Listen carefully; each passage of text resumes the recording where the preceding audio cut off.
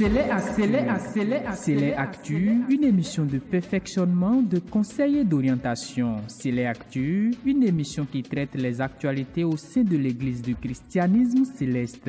Animée par les voix de la Sainte Église venues des cieux pour le monde entier. Bienvenue sur votre direct, le nouveau, qui est consacré à la célébration de la Pâque. Ça va se passer sur votre émission habituelle, c'est les Actu. Cette émission qui fait ses tapages quand même pour instruire le corps de Christ sur votre chaîne Homme Célèbre. Et c'est pour ce numéro, comme je le disais tantôt, la célébration de la Pâque. Est-ce un rituel? Ça se célèbre chaque année. Beaucoup ont tendance à prendre ça comme un rituel ou non. On va discuter et porter un entretien autour de ce thème. Et ça va se faire avec deux éminents invités que vous connaissez déjà d'ailleurs parce qu'ils font assez d'enseignements sur la toile. Vous les connaissez. Eux tous sont des moniteurs des cours bibliques. À ma gauche, nous avons le supérieur seigneur évangéliste Prudence Vigan. Il est moniteur cours biblique sur la paroisse Mont-Sinaï. Calavi-Centre, c'est dans l'Atlantique. Bienvenue devancier.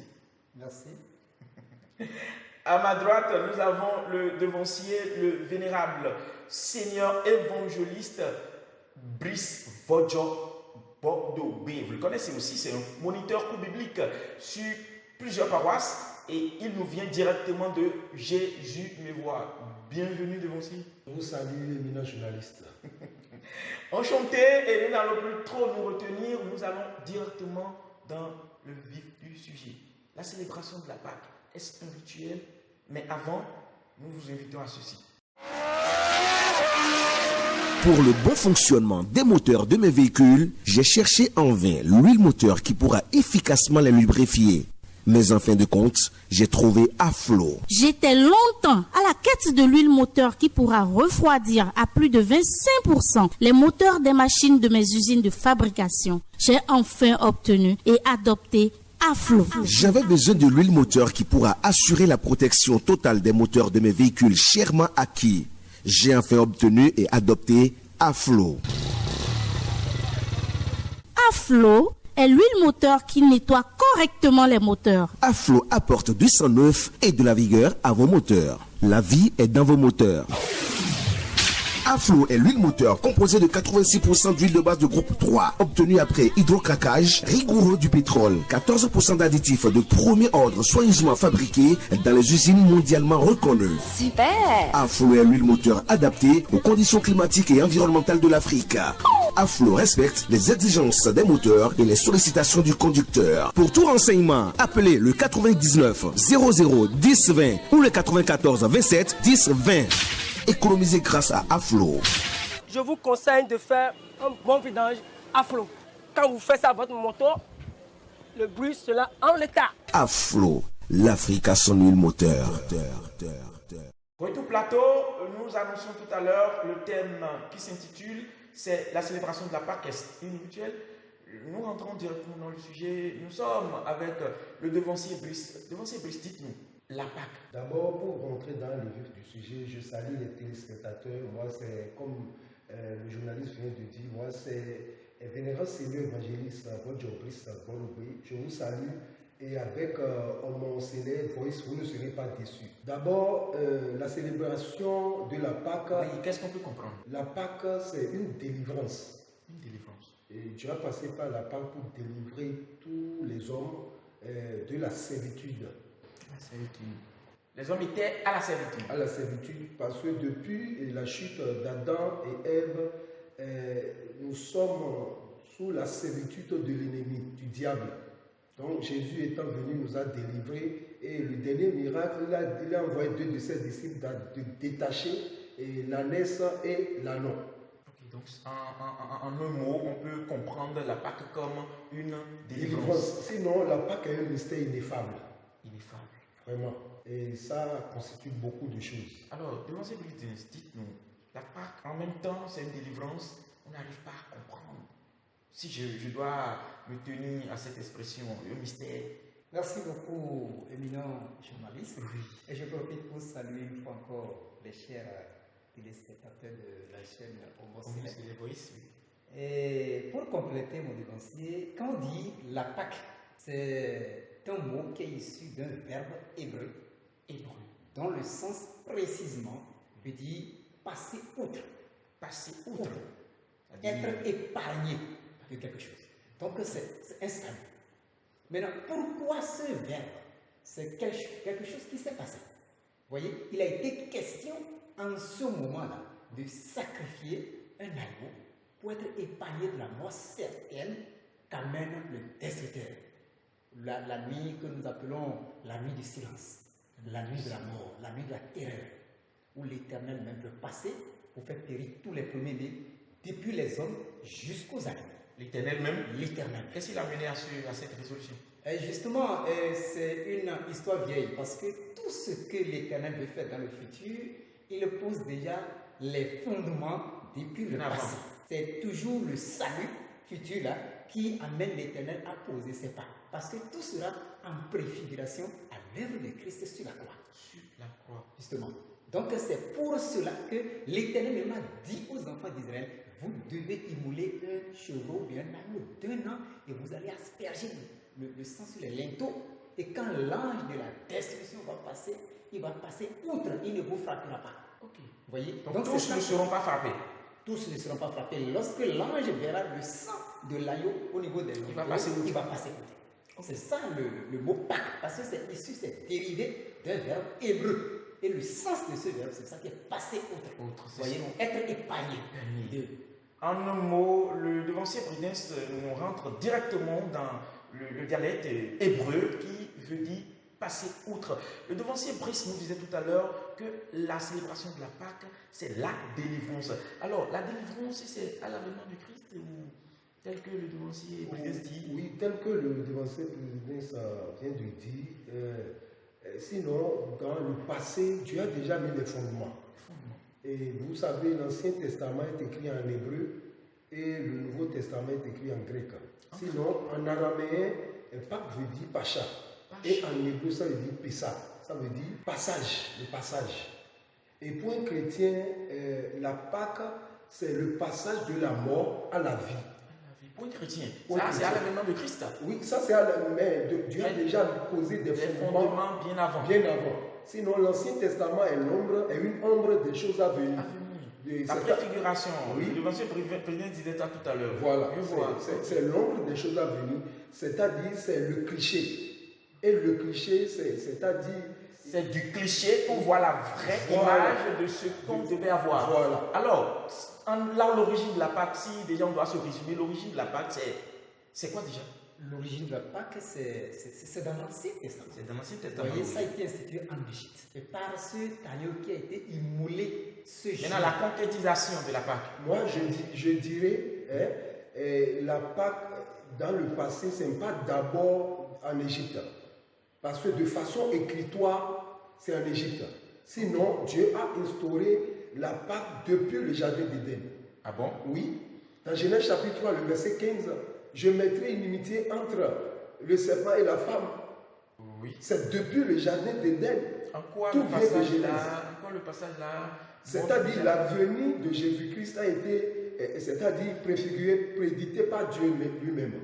C'est ça, Genèse chapitre 3, le verset 15.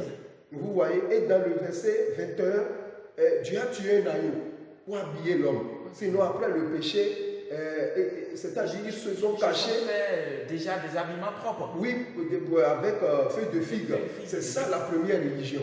La première religion. Que Dieu ne veut pas une religion, Dieu veut une relation. C'est ça le christianisme. Et Dieu a tué l'agneau et les a habillés par la relation. C'est-à-dire, c'est ça.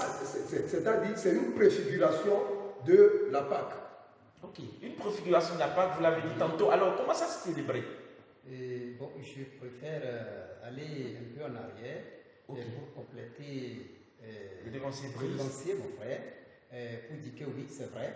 Si on devrait analyser la Pâque, les commentaires nous renvoient jusqu'au jardin d'Éden. Puisque lorsque l'homme est tombé, voyez, lorsque l'homme est tombé par le péché, L'homme même est allé chercher des feuilles de figuier pour s'habiller, ne sachant pas qu'avec le temps, ça va se sécher. Donc c'est l'Éternel même qui a amené une peau d'aïeul pour les habiller. Et on ne peut pas amener une peau d'aïeul si un aïeul n'a pas couru. Et donc, depuis ce temps, l'Éternel nous montre déjà, par préfiguration, le salut. Parce qu'on doit parler de Pâques sans salut. Donc c'est en cela qu'on peut dire oui, la Pâque a commencé depuis là-bas. Sinon, pour tous ceux qui nous suivent, quand on parle de Pâques, l'institution même, c'est en Égypte. Vous voyez, c'est là que le mot est sorti. Vous voyez, pour dire Pâques, passer outre. Vous voyez, chers amis téléspectateurs, nous allons revenir tout de suite à comment la Pâque se célébrait. Mais avant, il est important de savoir, comme le devancier Brice le disait, la Pâque s'est annoncée, ça a démarré sa célébration depuis le Jardin d'Éden, mais de façon, pour la prononciation la toute première fois, c'est en Égypte. Et c'est à l'avènement, je pense, de Moïse. Oui, à l'avènement de Moïse. Lorsque Dieu lui-même l'a dit, tel jour, ce soir, tous les premiers-nés, depuis les hommes jusqu'aux animaux, vont mourir parce que l'ange de la mort va passer. Alors, et c'est pour être épargné de cela que Dieu a dit, bon, vous allez faire ceci, vous allez immoler. Maintenant, la Pâque, je veux savoir, c'est la délivrance, en un mot. Oui, la délivrance. Alors, la délivrance tout court, ou bien c'est après la délivrance que la Pâque s'est célébrée. C'est-à-dire, je veux savoir si c'est le résultat de épargner de la délivrance là, c'est le résultat qui est la Pâque, ou bien c'est le fait de s'épargner déjà d'être délivré qui est la Pâque. Bon, et si vous me le permettez, hein, Oui, allez-y. Je ne sais pas si je me suis fait clair. Hein? Oui, clair, oui. Ok, nous voyons. En réalité, quand on dit la Pâque comme son sens le dit, vous voyez, c'est la délivrance. C'est la délivrance. La délivrance d'un danger, la délivrance de la mort. Oui. Vous voyez, et qui a été instituée en fait. Sinon, ce que l'on immole, c'est ça qui est la Pâque même. L'agneau immolé, c'est ça qui est la Pâque. Vous voyez, et tout ce qui est autour, la fête, tout ce qui est autour, on englobe tout dans la Pâque pour dire c'est la Pâque qu'on est en train de faire. Sinon, c'est l'agneau qui est la Pâque. Vous voyez? Ok. Le pain sans levain. Qu'est-ce qu'on peut comprendre de cette expression? Le levain, d'abord, c'est le péché. Le péché. C'est le péché. Okay. Et si vous voyez les boulangers, sans levain, ils seront dans la perte, dans la faillite. C'est le levain qui fait lever la farine. Donc ça veut dire que sans le péché, nous serons dans la perte, c'est ça? C'est-à-dire avec le péché, nous serons dans la perte. Ce n'est pas sans le péché. C'est-à-dire, le péché, c'est-à-dire, le levain symbolise l'orgueil. Ok, ça gonfle. Ça gonfle. Ok. Ça symbolise l'orgueil. Et au départ, la Pâque n'était pas une fête. La Pâque se mange. C'est ce que je voudrais comprendre. Voilà, la Pâque se mange. Aujourd'hui, il y a trop d'hérésie autour de la Pâque. Et quand on parle de la Pâque, on a l'image à dimanche. Que la Pâque, c'est le vendredi. Le dimanche, c'est la résurrection. Dieu dit, mon peuple périt faute de connaissance. Maintenant, qu'est-ce qu'il faut comprendre alors, de façon véritable, de la Pâque? Comme je le demandais tout à l'heure, est-ce le résultat après la délivrance ou bien c'est le processus de délivrance même qui est... Mais c'est ça, vous savez, le peuple de Dieu est resté à 430 ans en esclavage, 4 siècles. Vous voyez, ils ont travaillé pour 4 siècles sans être payés. Et le moment venu, Pharaon a résisté devant les 9 fléaux. L'avant-dernier fléau, c'est quoi? C'est les ténèbres. Ok, quand il y a ténèbres, c'est-à-dire qu'il va y avoir un nouveau jour. Le 9e fléau, c'est les ténèbres palpables en Égypte. Pharaon a résisté, c'est-à-dire aux 9 fléaux, il a résisté. Il accepte, après il désiste, il accepte, après il refuse. Mais Dieu a dit à Moïse, j'ai un cartouche que Pharaon ne peut pas résister. Aucun sorcier, aucun démon, même le diable, ne peut pas résister devant la Pâque. C'est quoi cette cartouche? C'est la Pâque. Okay. Et Moïse a demandé ta question que tu viens de demander, dit Dieu, tu feras quoi? Le gars me fatigue. Dieu a dit, vous prendrez un agneau ou un chevreau. Ce que vous allez faire, tuez-le. Mettez son sang dans un récipient. Ajoutez feu d'hysope. Mais faites face à vos potes. Il y a 3 côtés là que vous devez saisir. Les 2 poteaux et le linteau. C'est-à-dire, Dieu veut décorer, Dieu veut décalquer le Golgotha, le lieu du crâne. C'est ça que Dieu veut montrer. Les 2 poteaux de droite et de gauche représentent les 2 volets sur la croix. Et le linteau, c'est Jésus-Christ. Raison pourquoi la parole de Dieu dit, levez vos linteaux. C'est lui la sécurité. Lever le linteau, ça, je veux voir la relation. Je vais venir. Les deux poteaux, le linteau, on je viens. caricature les deux poteaux comme les deux voleurs sur la croix. Sur la croix, le linteau, Jésus au milieu. Et la parole qui dit levez vos linteaux, je vois un peu. Oui, je vais venir là maintenant, j'avais. Maintenant, le fait d'hysope dans le sang, vous allez passer sur, c'est-à-dire poteau droite, vous passez ça de façon horizontale. Oui. Horizontale. Et là-bas aussi horizontal, au milieu horizontal. Alors que là où on imbibe, c'est-à-dire le d'hysope, et on passe le sang horizontalement, ça doit couler verticalement. Tout à fait. Donc ça dessinait la croix. Ok. Ok. Sur le pote. Ok, je vois. Dieu montrait quoi? Ce qu'il fera dans l'avenir avec Jésus-Christ. Aucun sorcier ne peut résister devant la croix. Aucun Et c'est sorcier là, ne peut résister devant la croix, devant l'œuvre salvatrice, devant l'œuvre de Jésus-Christ à Golgotha.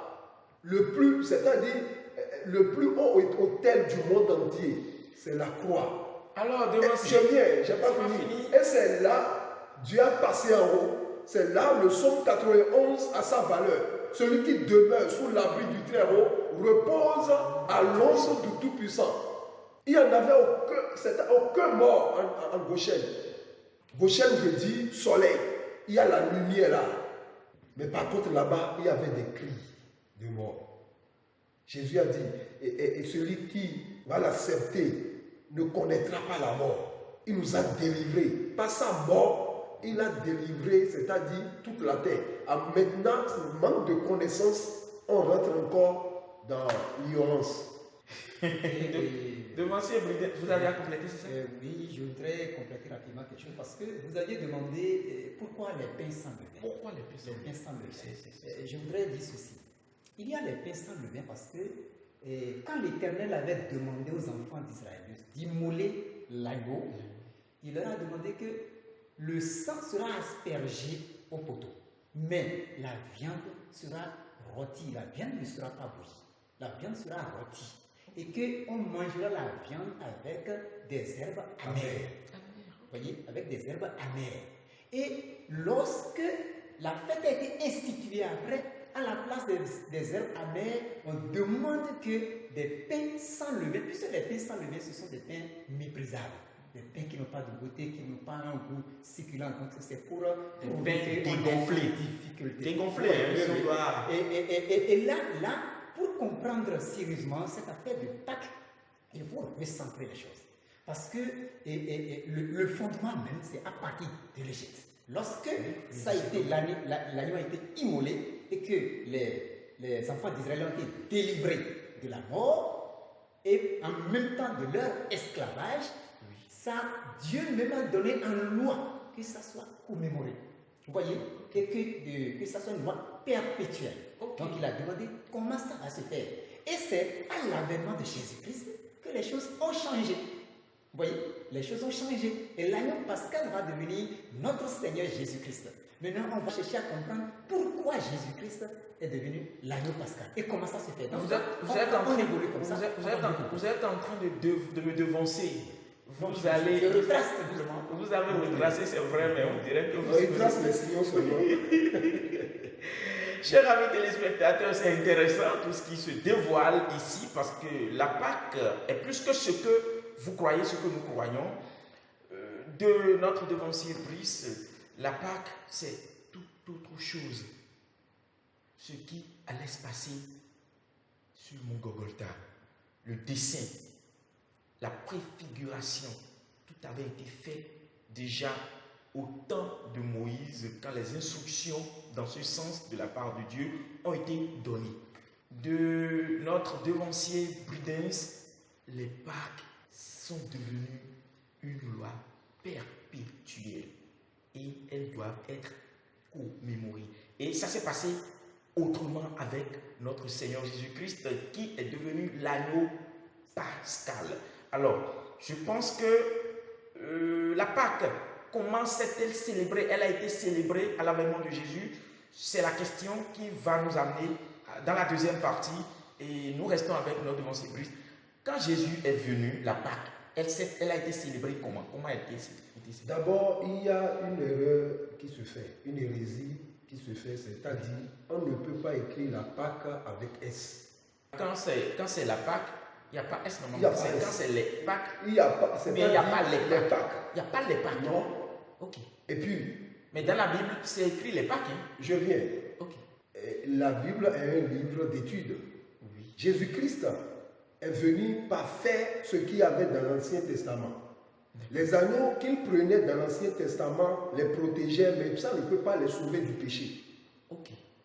Tout à fait. Donc, à un moment donné, si nous disons que la Pâque a commencé lors de Moïse, on a limité Dieu. Sinon, avant, Abraham aussi a célébré la Pâque sur le mont Moria, lorsqu'il prenait son fils Isaac pour aller sur le mont Moria, le rendez-vous que Dieu l'a donné. Qu'est-ce qui s'est passé dans Genèse 22? L'enfant l'a dit, papa, parce que Isaac avait 33 ans en ce moment, l'âge de Jésus-Christ. Ok. Ok. Et il disait à son père, nous avons le feu, nous avons le bois. Mais où est l'agneau? Jean-Baptiste est venu répondre à sa question dans Jean 1, le verset 29. Voici l'agneau de Dieu qui est venu pour ôter le péché du monde. Vous voyez? Donc, là, Jésus-Christ est venu parfait. La Pâque que les anciens avaient, c'est comme si c'est le cliché, comme je disais. Mais c'était quand même venant de Jésus, hein, si on C'est voit. venant de Jésus, mais personne ne comprenait. Mais ça ne pouvait pas les délivrer Les du délivrer péché. du péché, ça Alors, les protégeait. à l'avènement de Jésus, elle a été célébrée comment? Voilà, à l'avènement de Jésus-Christ, Jésus même a déjà fêté le Pâques là, c'est-à-dire Pâques de l'Ancien là 2 fois. 2 fois, ok. Parce qu'il a commencé son ministère à l'âge de 33 ans. Il a fait 30 ans d'une vie anonymat et il a commencé maintenant son ministère. Et donc il a déjà fêté 2 Pâques avec eux. Mais 3e Pâques, il a instauré, c'est-à-dire une institution. Une institution est l'ensemble des règles établies à une collectivité. Oui. Au départ, la Pâque était un rituel. Mais Jésus-Christ est venu, c'est plus un rituel. Vous êtes en train de me devancer devant Wow. Brice. On va juste se tenir dans le cadre de comment, à l'avènement de Jésus, la Pâque a été célébrée. Mais c'est ça, juste. Donc, vous étiez en train d'évoluer. Oui. Juste que je vous demande de ne pas me devancer. Évoluer sans me devancer. Ou bien je laisse la parole à mon Non, même pas. On peut vous suivre. On peut vous suivre. Vous avez dit, il a célébré 2 fois déjà Oui. cette Pâque, disons, l'ancienne version. Oui. Et donc, la 3e qui était. C'est à ce niveau. Voilà, donc il nous a montré maintenant que la Pâque se mange. C'est ça le jeudi saint. Donc, la Pâque se mange. Oui. Elle ne se célèbre pas. C'est-à-dire, ce n'est pas d'abord une fête. Au départ, ce n'était pas une fête. Même Jésus-Christ nous a montré, même il a lavé les pieds à qui? À ses disciples et non à la foule. Attendez, là, je suis bleu. Au départ, la fête n'était pas une fête. Oui. En Égypte, allez-y. Ne dites pas que je vous ai arraché la parole. Au départ, la Pâque n'était pas une fête. Merci. Et effectivement, au départ, la Pâque n'était pas une fête. Ah bon? Et pour arriver là, Quand on parle d'une fête de façon. Dans le commun de. Vous savez, c'est en Égypte, En Égypte. avec les enfants d'Israël, ce n'était pas une fête. C'était une nuit épouvantable. Une nuit de terreur. Terreur. Dieu m'a dit, vous allez immoler un agneau, vous voyez, et asperger le sang au niveau des linteaux, des portes, manger rôti. D'accord, Et donc- rester debout encore, prêt à partir. À partir. À partir. Donc c'était Les pas une recets, Donc chaussures, c'était cette bâtons, Pâque qui donnait le top de la Justement. fuite, c'est ça? Oui. C'est la délivrance, la victoire qu'ils ont eue, qui constitue maintenant une fête. Ok. Vous voyez, Ok. pour quand on célèbre. après. Ok. Amis téléspectateurs, il va falloir que cette partie-là soit claire. La Pâque n'était pas au départ une fête. C'est plutôt ce qui a été après, qui a instauré, qui a installé la fête en fait. Une réjouissance, une victoire. Sinon, ça a été fêté avec une terreur. C'est ça. Maintenant, dites-nous, quand vous évoluez à l'avènement du Christ, c'est devenu une fête, c'est ça? C'est-à-dire, après l'œuvre salvatrice, c'est devenu maintenant une fête. Parce qu'on a la victoire. Par la mort de Jésus-Christ. Et c'est-à-dire, il a vaincu le mal, le péché et la mort par sa résurrection. Et ça revient encore, Genèse chapitre 3, le verset 15. Le 15 revient. Oui, le serpent le mordra par les talons Et quand le serpent mord quelqu'un, on parle de morsure. La mort est sûre, tu vas mourir.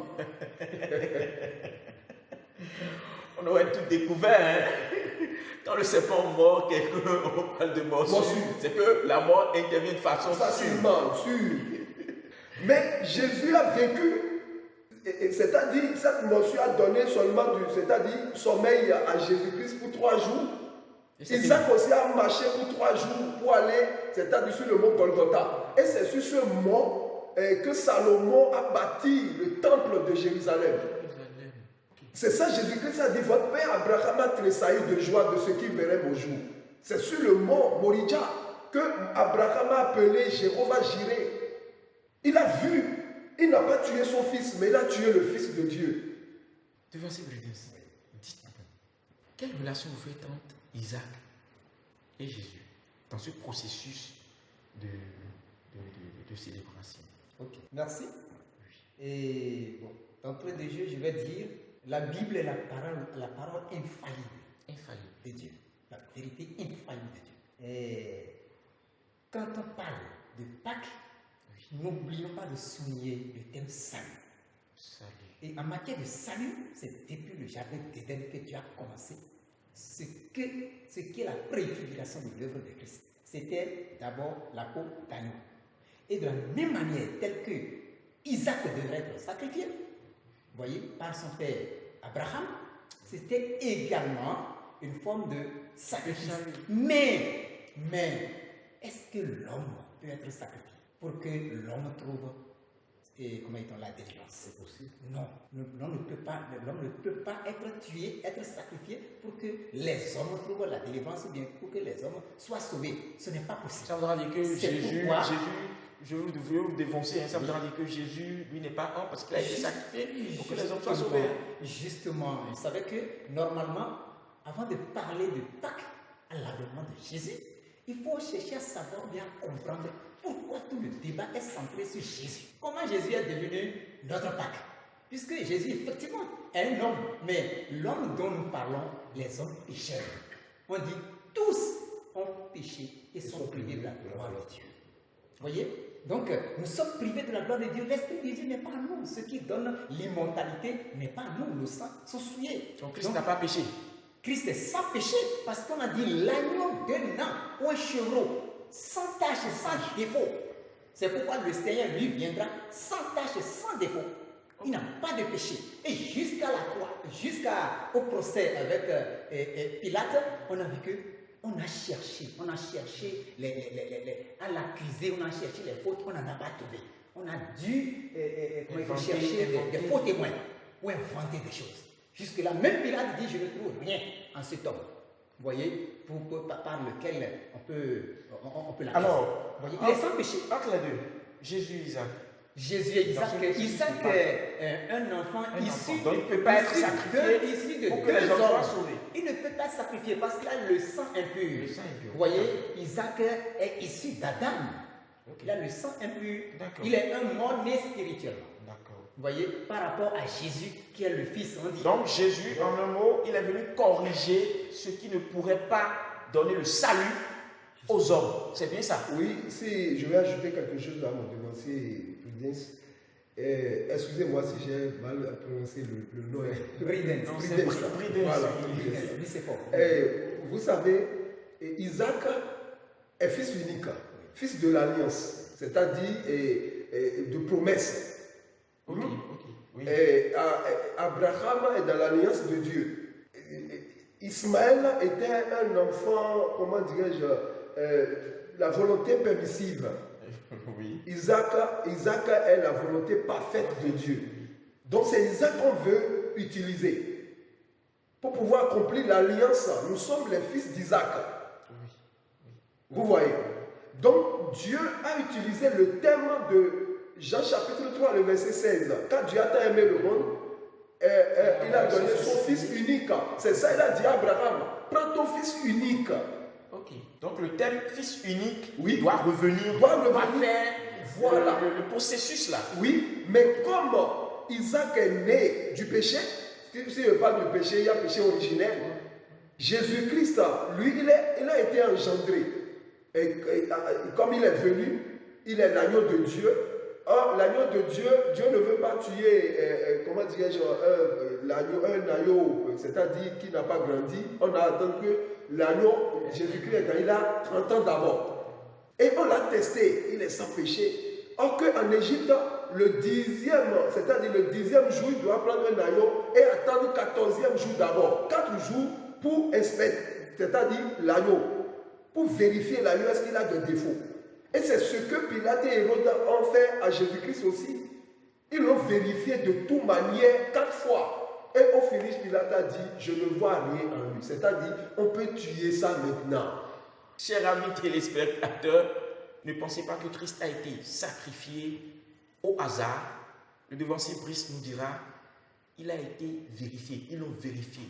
Pour voir s'il était vraiment approprié, il était vraiment prêt pour le processus à entamer. Parce qu'il fallait un agneau sans tache, sans péché. Et donc, pour le peu qui s'est dit dans la première partie, nous sommes satisfaits de ce que beaucoup ont été instruits, beaucoup ont été réorientés en ce qui concerne la célébration de la Pâque. Et pour déjà la réponse à la question sur le thème « Est-ce un rituel ?», nous allons l'aborder. Nous allons l'aborder dans la deuxième partie, mais avant, nous vous invitons à ceci. Bébé Love. Femmes enceintes ou nourrices, faites vivre à vos bébés une enfance confortablement inoubliable avec Bébé Love. De la grossesse, en passant par l'accouchement jusqu'à l'âge de 14 ans, votre boutique Bébé Love met à votre disposition un magazine moderne de lait, un prêt-à-porter de qualité pour vos boutchous de 0 à 14 ans. Bref, tout ce dont ils auront besoin pour être eux-mêmes témoins de votre amour, et ceci à des prix nobles et imbattables. Oui, c'est de votre boutique Bébé Love. Votre boutique Bébé Love est située à Akpakpa, non loin de la pharmacie abattoir, à quelques mètres du carrefour des Gakans, sur le tronçon de la banque du billet. Faites vite alors un tour ou contactez-nous au 96 73 95 19 ou au 97 69 91 24. À Bébé Love, c'est la qualité pour vos enfants. Koweïtou Plateau, nous sommes dans la deuxième partie de notre émission C'est les Actus. Cette émission qui a abordé comme thème la célébration de la Pâque est un rituel. Dans la première partie, nous avons eu à parler de tout ce qu'il faut savoir et se dire, sinon se résumer déjà à moitié si c'est un rituel ou pas. Mais à évoluer, nous évoluons toujours avec nos deux invités, le devancier Brice Bodogwe Vodjo et le devancier Prudence Vigan, tous deux moniteurs au biblique. Et vous avez déjà suivi les différents apports qui sont intervenus dans le sens d'aborder les premières questions de cette première partie. Donc, pour les questions de la deuxième partie, nous allons évoluer juste à demander la célébration de la Pâque avant et après Jésus, le lien dans les célébrations. Nous évoluons avec le devancier Prudence. Les liens dans la célébration avant et après Jésus. Merci. Et la célébration de la Pâque avant Jésus, nous allons dire que c'est sous forme de rituel. Sous forme de rituel. Puisque c'est le commandement de Dieu lui-même qui dit « vous le ferez » et c'est une loi à perpétuité. Et chaque année, comme l'a dit mon cher devancier, déjà le 14 du mois d'Abib, on appelle Nissan, voyez, au 15e, voyez, l'agneau doit être sacrifié, l'agneau doit être immolé. Voyez, après 7 jours de pain sans levain, voyez qu'il faut manger, puisque ça c'est une fête qui est complète encore à la Pâque, c'est bien qu'on appelle encore les pains sans levain, la fête de Pâques. Vous voyez, sinon c'est les pains sans levain accompagnent, voyez, l'immolation de l'agneau pascal. Vous voyez, avec le temps, il y a la joie. Qu'on met dans la fête, on chante les cantiques de 113 à 118 en termes de reconnaissance. En termes de reconnaissance. Donc c'est comme ça que la fête se célébrait. Donc c'est comme un rituel. C'est à l'avènement de Jésus. Après Jésus. Tout a changé. Vous voyez? Et donc aujourd'hui, après Jésus. Tout, parce que d'abord, à l'avènement de Jésus, il faut comprendre que la Pâque a été la véritable. La véritable. Et quoi? La commémoration de la mort et de la résurrection de Jésus-Christ. C'est ça, la commémoration de la mort et de la résurrection de Jésus-Christ. Tel que les enfants d'Israël étaient dans la terreur, cette nuit, c'est également une terreur lorsque le Fils de Dieu a été sur la croix jusqu'à mourir sur la croix. Mais après la délivrance, ça a été une joie pour les enfants d'Israël. De la même manière, la résurrection de Jésus le troisième jour a fait éclater de joie parmi tous ses disciples tout le monde sur toute la terre. Désormais, ça se fête maintenant.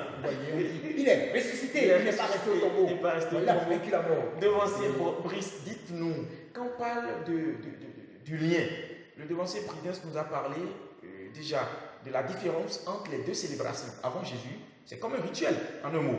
Et après Jésus, c'est le lien qui s'établit entre les deux célébrations. Le lien, c'est le sang.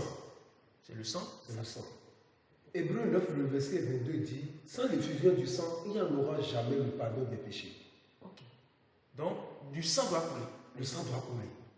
Raison pourquoi dans le jardin de Gethsémani, puisque tout a commencé dans un jardin et tout a terminé dans un jardin. Tout à fait. Je parle du jardin d'Éden et du jardin de Gethsémani.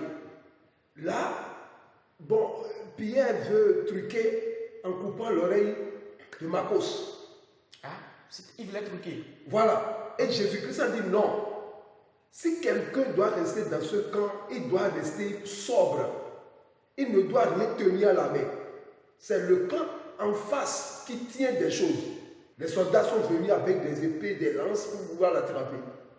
Et Jésus-Christ avait prévenu ses disciples, priez afin de ne pas rentrer dans la tentation. Pierre dormait parce qu'il avait foi, confiance dans ce calife qu'il a. Donc il n'avait pas entendu ça. Il sait que rien ne passera, il y a un couteau dans la poche. Et c'est ce que les chrétiens font aujourd'hui. La Pâque n'est pas un rituel. Dans l'Ancien Testament, c'était un rituel.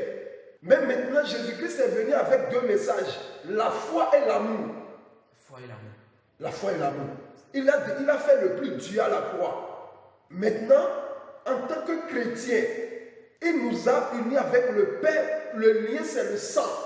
Raison pourquoi les disciples leur ont dit, apprends-nous à prier. Il a dit, premièrement, c'est la paternité. Dites notre Père qui est aux cieux. Qui est aux cieux. Abraham ne l'a jamais appelé Père. Moïse ne l'a jamais appelé Père. Isaac ne l'a jamais appelé Père. Ce sont des serviteurs. Et il l'appelait comment? Elohim. Ok, d'accord. El Shaddai. Jéhovah. Mais nous, c'est-à-dire, pour nous, c'est le Père. C'est le Père. Parce que le sang est versé. Versé, c'est-à-dire qu'on appelle une proximité déjà a été réétablie. Voilà. Donc, dites notre Père qui est aux cieux. Avant de demander le pain quotidien, vous devez montrer qu'il est votre Père d'abord. Or que ça, la Pâque, il ne peut pas être notre Père. Son fils unique, il l'a tué pour avoir beaucoup d'enfants. Lorsque l'enfant n'était pas, le fils n'était pas tué, il a des serviteurs.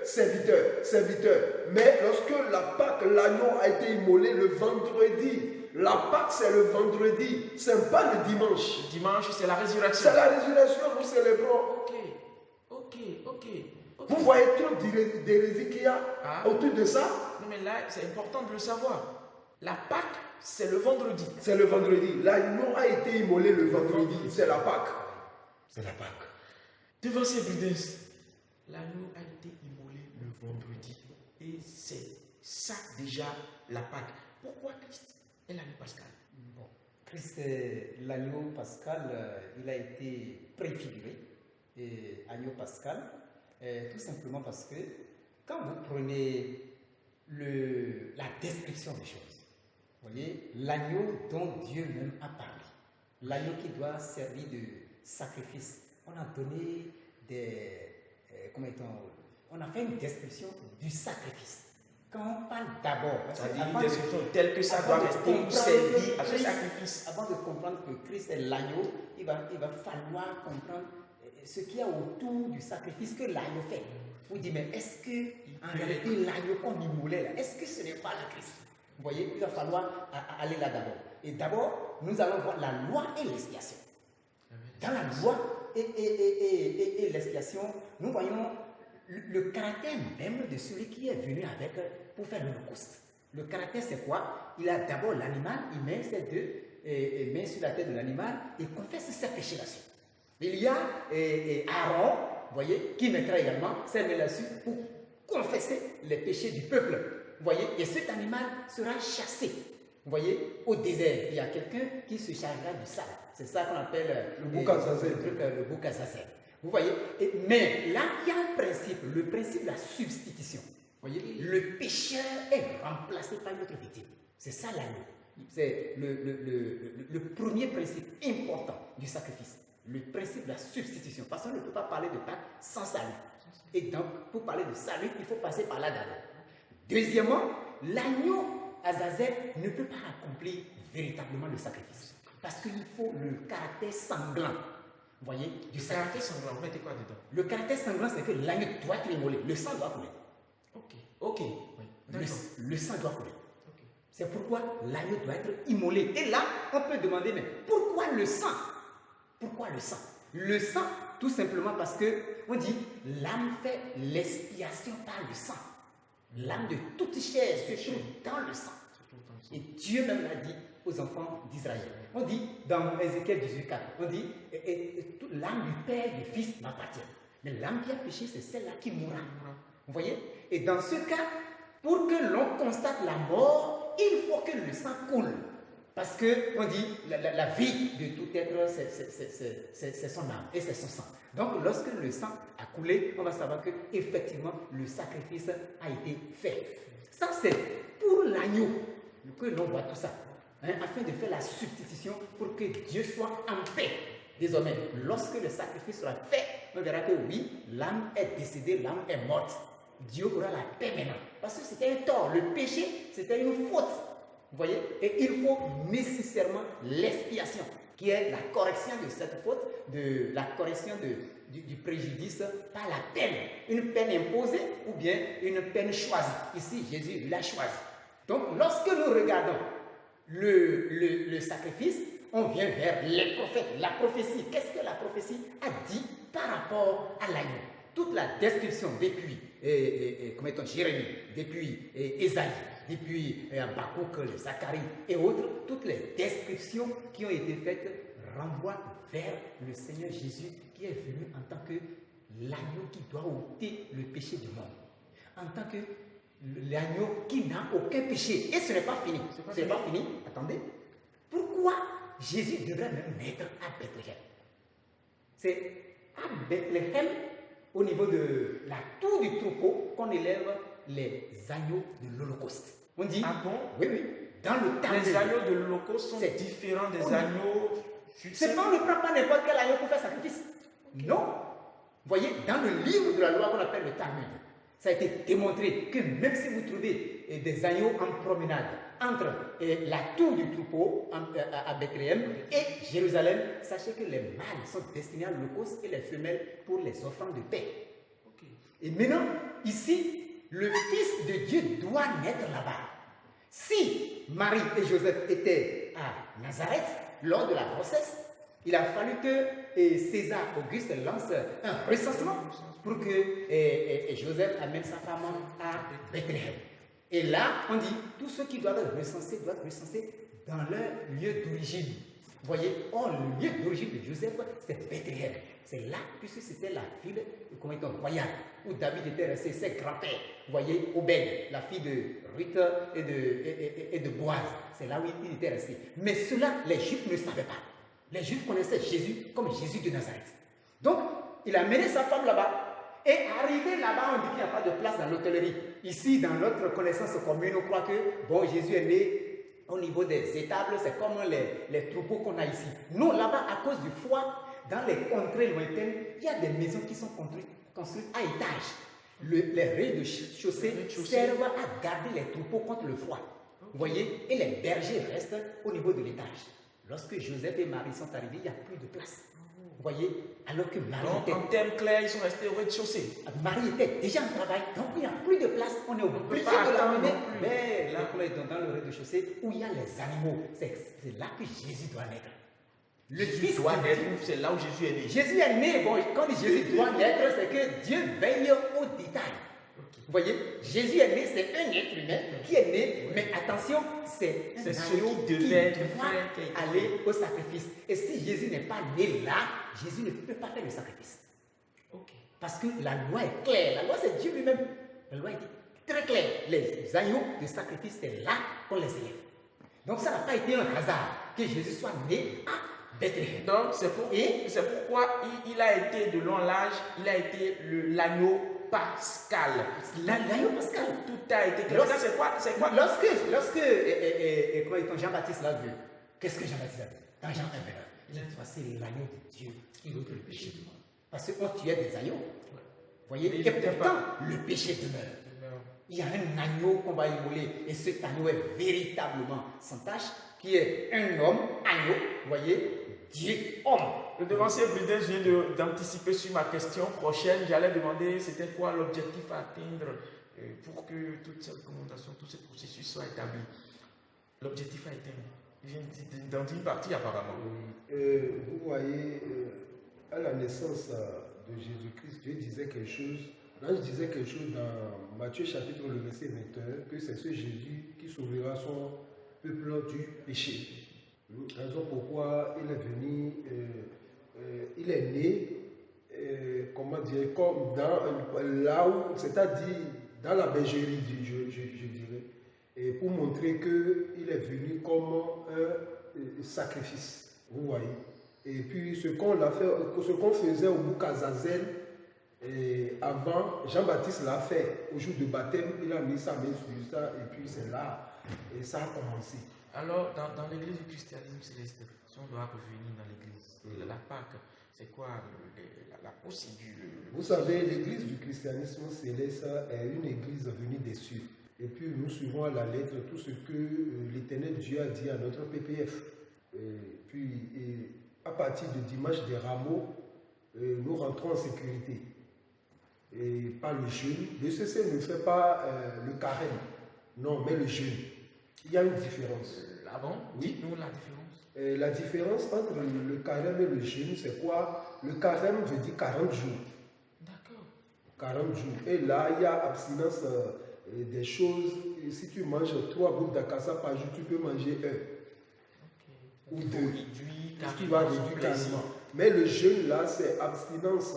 C'est-à-dire de la nourriture. Le soleil levant ne peut pas te voir manger. Et c'est là, on associe maintenant au pain sans levain. C'est-à-dire, on tue la chair. On dégonfle la chair, quoi. Voilà, la mortification. Vous voyez, donc, carême, c'est la pénitence. Et c'est-à-dire, on prend 40 jours pour pouvoir. En tout cas, ce qu'on a donné à l'ECC, c'est le jeûne.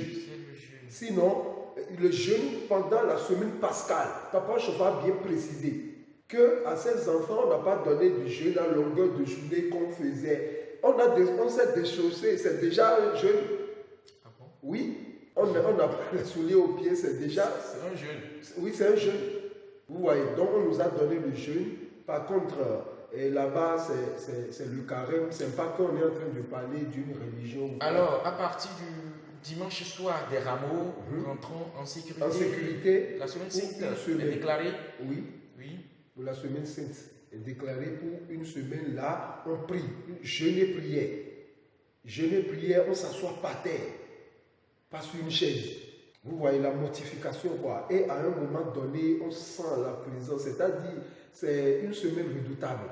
Et c'est par là, vous voyez les enfants d'Israël, si on part un peu en arrière, et après avoir fait ça, c'est-à-dire dans la Pâque, il y a la richesse, je vais dire. Parce qu'après avoir fait, Dieu les a dit, si vous toquez une porte là, dites que nous partons. Et ils ont dépouillé l'Égypte.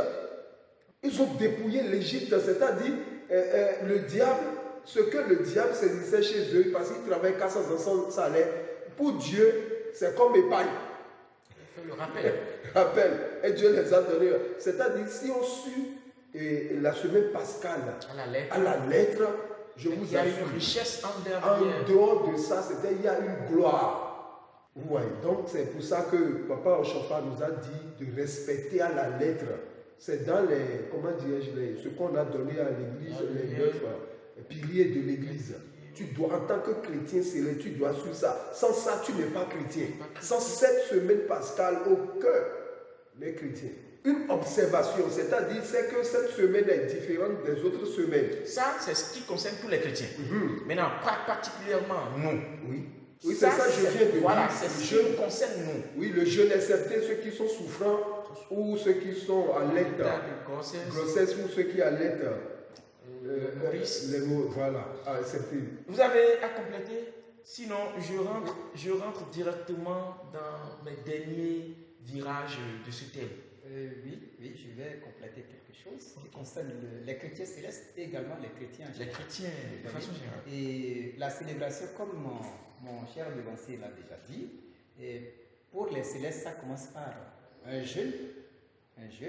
Maintenant, les cultes, on a au moins 3 à 4 cultes par jour, 3 par jour, et 3 certains jours, 4 par jour, les mercredis et les vendredis, vous voyez, par exemple. Et c'est un moment où l'homme doit se laisser à Dieu avec beaucoup de prières. Le jeûne sert déjà de mortification. Et lorsque c'est sincère, vous voyez, Dieu répond. C'est en cela que c'est une œuvre de foi. Une œuvre de foi. On peut faire Pâques et jeûner sans rien avoir. Ça ne dépend, puisque Dieu a dit je suis. Et le faire sans rien avoir, c'est ce qui se résume en ce rituel. Un rituel. Okay, mais quand on le fait avec foi ou en hypocrisie. En hypocrisie, d'accord. Donc ici, c'est un moment important parce qu'il y a plus de prières qui apportent de bonheur aux fidèles. Et il y a aussi la parole que nous négligeons parfois.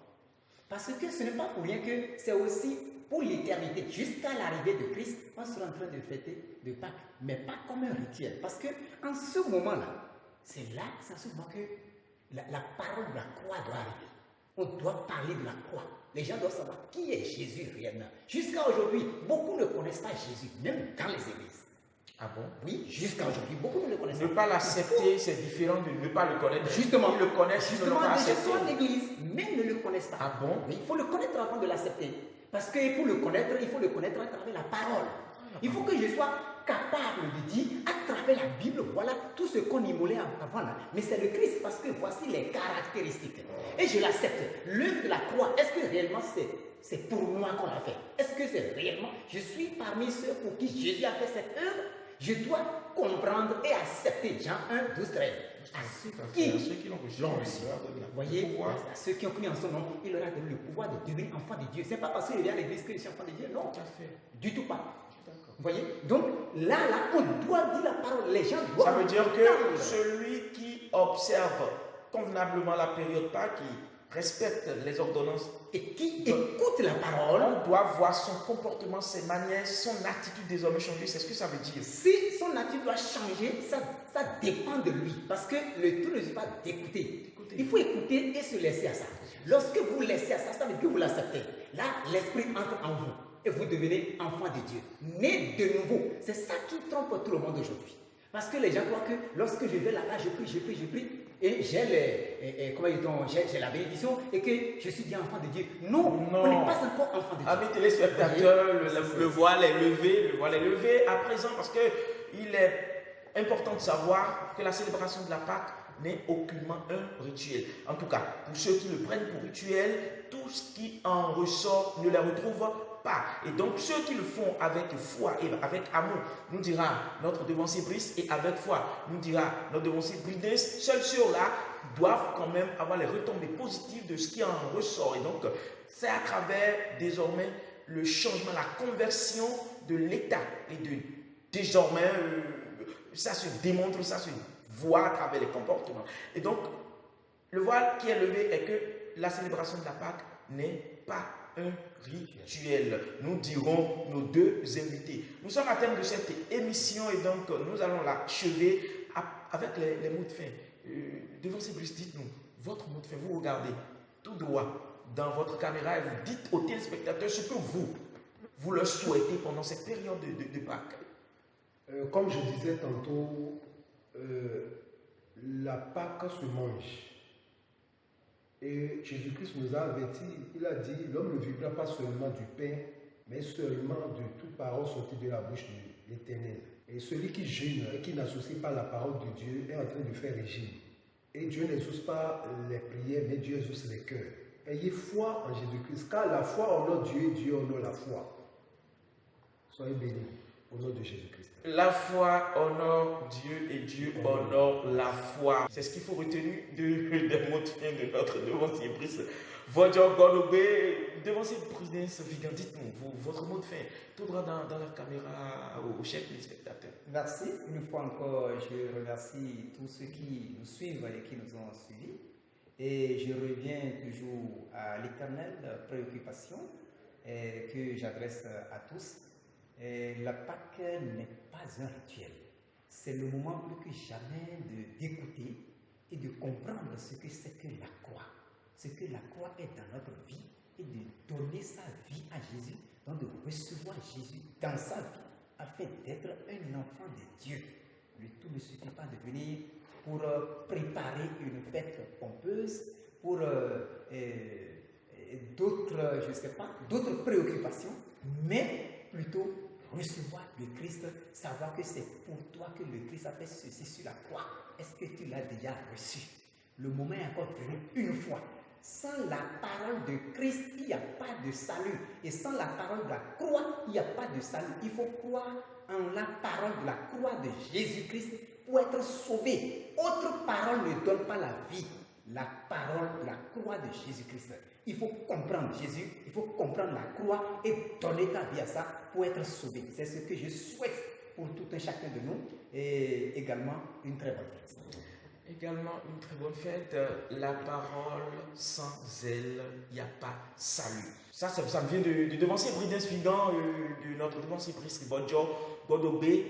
Cette parole, quand elle est absente dans votre jeûne, ça devient un régime. Et je pense quand même qu'on ne va pas volontairement faire régime. Un régime, je pense que ça vient pour résoudre un problème corporel. Donc, quand on veut jeûner et espérer, il faut prier, jeûner et écouter la parole afin de pouvoir marcher selon. Ce seraient les mots de fin qui vont clôturer notre émission, une émission dont le thème s'intitule « La célébration des Pâques ». Est-ce un rituel?